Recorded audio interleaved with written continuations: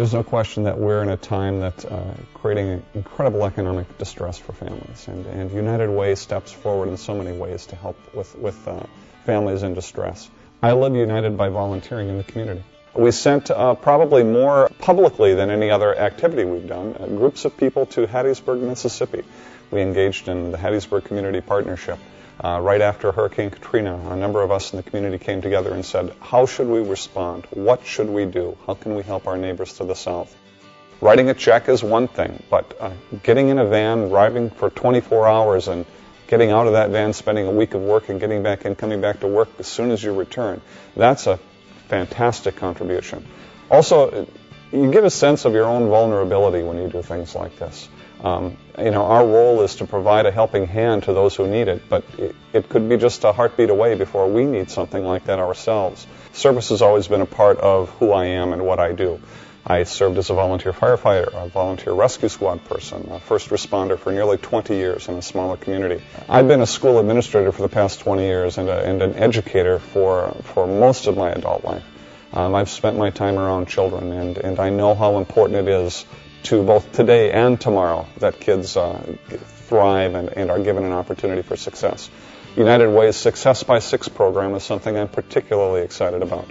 The Imagination Library touches the lives of children in so many important ways. I like to tell the story of a Rice Elementary kid I saw not too long back. First day of school, kindergartner, and I'm visiting the school, and the little person walks up to me when I'm in the media center and kind of tugs on my sleeve and says, could I read you a story? And I thought, I have to do this. So I sat down, and the child just jumped into the most delightful story and turned page by page. And I was a speech teacher, and so this kid really could articulate, really could gesticulate. Hands were moving, and it was just wonderful.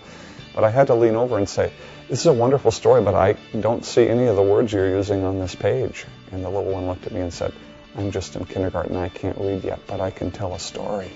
And I knew that child was going to be a reader. I knew it was going to be the case. Just this last month, I was at a third grade classroom in a different elementary building. And we were there for a book fair, and children had written their own stories and were going to read to us. And there was a little guy at the table, and he struggled with his own writing. He could barely get through what he had written. And we were all rooting for him, trying to get him to, have success to get through this. My sense is, even though I don't have any data to support it, my sense is that kindergarten student was read to all the way through her early years. And she came to school ready to learn, ready to read. And that this third grader probably didn't have that happen, probably had never had that happen.